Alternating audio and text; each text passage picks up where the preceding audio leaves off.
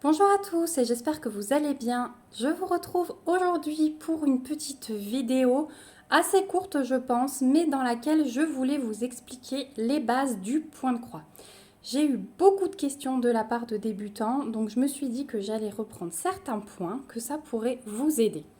Donc j'espère que ce sera le cas. N'hésitez pas à me dire en commentaire ce que vous en aurez pensé et si vous avez d'autres suggestions de vidéos. Alors, j'ai pris ces deux petits modèles parce que je voulais déjà vous montrer la différence de base. C'est vrai qu'on a beaucoup cette question, notamment sur le groupe Facebook. Et je voulais vous montrer la différence entre une toile estampée, donc où le dessin est pré-imprimé et il suffit de suivre les symboles, et entre le point compté, où nous recevons une toile vierge avec un dessin à suivre, donc comme ceci. Voilà, donc il suffira de centrer en fait son dessin. Je vous montrerai comment centrer le dessin, compter pour savoir où commencer dans une autre vidéo. Donc voilà vraiment la base du point de croix, c'est que vous pouvez avoir des toiles estampées et des toiles en point compté.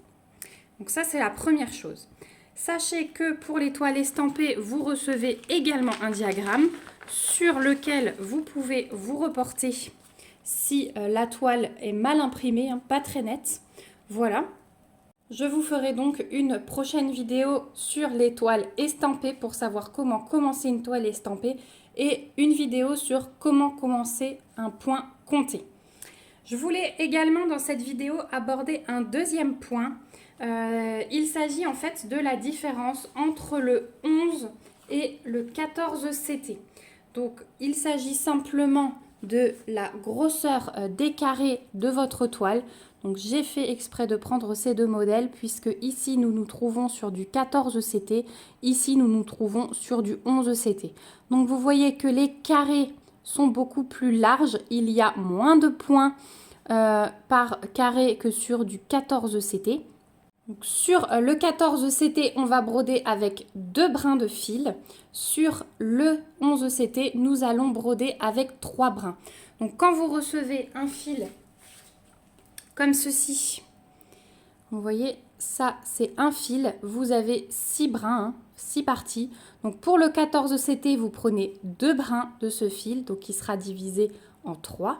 Et pour le 11 CT, vous prenez 3 brins de ce fil, il sera donc à diviser en 2. La grosse différence est que les points sont beaucoup plus gros sur le 11 CT. Pour le 14 CT, vous avez beaucoup plus de détails. Le dessin paraît plus fin avec beaucoup plus de détails. Donc ensuite, pour une question de préférence, c'est à tester tout simplement. Il y a des personnes qui préfèrent le 11 CT, il y a des personnes qui préfèrent le 14 CT. Au niveau de la vision, je peux déjà vous dire que le 11 CT est plus agréable. Le 14 CT demande un petit peu plus de précision et de concentration. Voilà pour les différences entre 11 et 14 CT et pour la différence entre toile estampée et point compté. Je vais vous montrer de nouveau rapidement ce que l'on reçoit quand on commande un kit sur les différents sites internet que l'on peut trouver.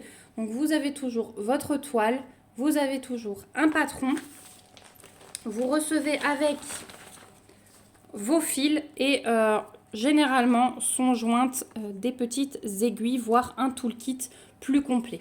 Donc quand vous commandez un kit comme ceci, sachez que vous avez tout ce qu'il vous faut pour bien démarrer. Dernier petit point que je voudrais aborder avec vous sur les bases du point de croix, c'est comment former une croix toute simple, voilà, ce qu'on appelle vraiment le point de croix. Donc je vais vous montrer une technique. Donc, je commence toujours par un point d'arrêt pour bloquer mon fil, c'est-à-dire que je vais passer sous un brin de la toile. Donc vous voyez là, je suis bien sous un brin.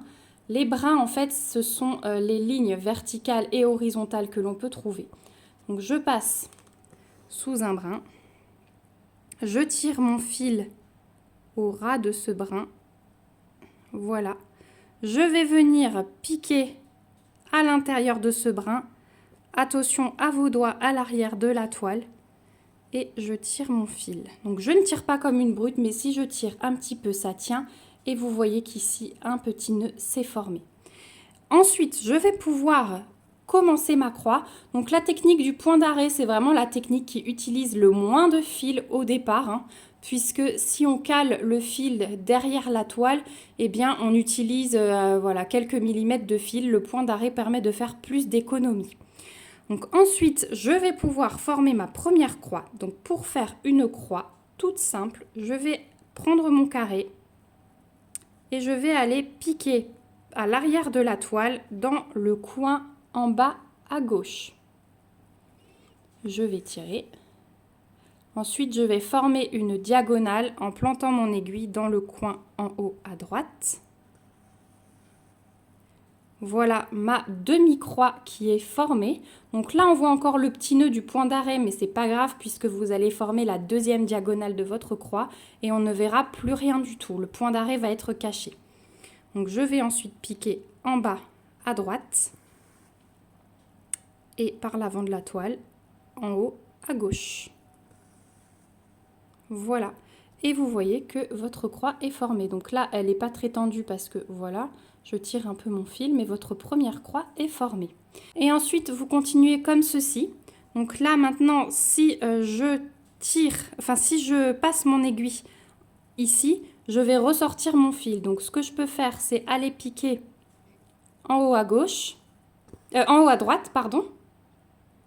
Revenir en bas à gauche. Et vous voyez que ma diagonale est dans le même sens. Et ensuite, je referme ma croix en piquant en bas à droite et en haut à gauche. Vous voyez que mes diagonales sont dans le même sens. C'est vraiment ça le plus important parce que si vous vous mettez à faire la première diagonale comme ça et à refermer comme ça, donc l'inverse de ce que je viens de faire, le sens différent des croix va se voir. Donc si vous restez dans ce sens-là, il n'y aura vraiment aucun souci. Donc la diagonale d'abord vers la droite, comme ceci, et l'autre diagonale pour fermer qui va vers la gauche. Donc vous pouvez utiliser ces deux façons de faire et vos croix seront dans le même sens. Donc voilà pour le point de croix tout simple. En tout cas, j'espère que ce petit tuto, ce premier petit tuto vous aura plu. Si vous avez des questions, comme je vous ai dit, n'hésitez pas à me le dire en commentaire et je me ferai un plaisir d'y répondre. En attendant, je vous fais de gros bisous et à bientôt pour une prochaine vidéo. Bye bye!